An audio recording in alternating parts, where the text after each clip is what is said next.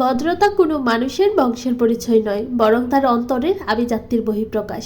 একজন মানুষের পোশাক দামি হতে পারে, কিন্তু তার কথা বলার ধরন যদি সুন্দর না হয়, তবে সেই পোশাকের কোনো মূল্যই নেই।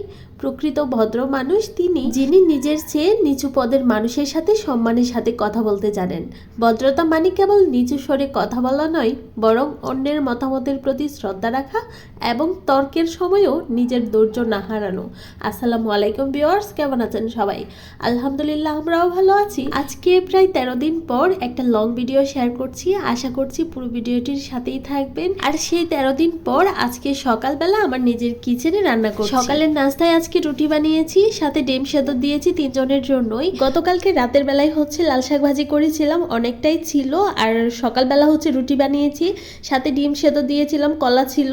এগুলো দিয়ে আর কি সকালের নাস্তাটা হয়ে গেছে। এখানে কবুতরের মাংস রান্না করব। আর যে কোনো মাংসই কিন্তু আমি হাতে মেখে রান্না করতে খুব পছন্দ করি। কবুতরের মাংসের পরিমাণটা কিন্তু অল্পই ছিল, আর সাথে কিন্তু ছোট টুকরো করে আলু কেটে দিয়েছি।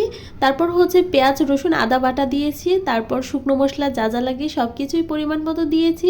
একটা তেজপাতা, সাথে একটা লবঙ্গ, দারচিনি, এলাচ, আর কিছু পেঁয়াজ কুচি দিয়েছি। পেঁয়াজটাকে একটু ফালি করে আর কি ছোট টুকরো করে কেটেছি, আলুর মতো করে আর কি। তারপর 1 টেবিল চামচের মতো তেল দিয়ে সবকিছুকে খুব ভালো করে মিক্স করে নিয়েছি হাতে।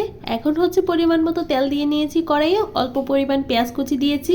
পেঁয়াজটাকে ব্রাউন করে ভেজে নেব। এখন আগে থেকে মেখে রাখা মাংসটা দিয়ে দিচ্ছি। আর এখানে কিন্তু ম্যারিনেট করে রাখিনি, সরাসরি মাংসটাকে মেখে আমি বাগার দিয়ে দিয়েছি।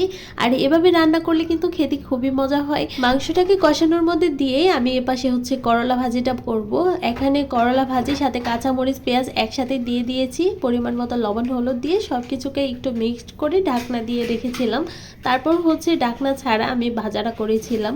এদিকে মাংসটাও খুব সুন্দর করে কষানো হয়ে গেছে। আমি খুবই অল্প আছে মাংসটাকে কষিয়ে নিয়েছিলাম। তারপর ঝোলের পানি দিয়ে রান্না করে নিয়েছিলাম একেবারে হওয়ার আগ পর্যন্ত। শুরুতেই ডাল রান্না করেছি। আজকে একটু ঘন করে ডাল রান্না করেছি। পাতলা ডাল আমার পছন্দ না, একটু ঘন হলে ভালো লাগে। তরকারি হয়ে গেলে শেষের দিকে ভাত বসিয়ে দিয়েছিলাম। আর এই আমার কবুতরের মাংস রান্না। যাই হোক, এই ছিল আজকের ছোট্ট আয়োজন। কালকে রাতের বেলা বাসায় এসে দেখি ব্যালকনির অবস্থা পুরোটাই খারাপ। এত পরিমাণ ধুলোবালি ছিল, মানে পুরোটা ব্যালকনি আমি পরে পানি দিয়ে ধুয়েছি। আর এদিকে গাছগুলো একটু ঝোপালো হয়েছে, মানে এই ঘাস ফুলগুলো এগুলো আলাদা করে আবার টবে লাগাতে হবে। ভাঙা একটা গ্লাসের মধ্যে কিছু রসুনের কোয়া লাগিয়েছিলাম, সেগুলো নষ্ট হয়ে গেছে।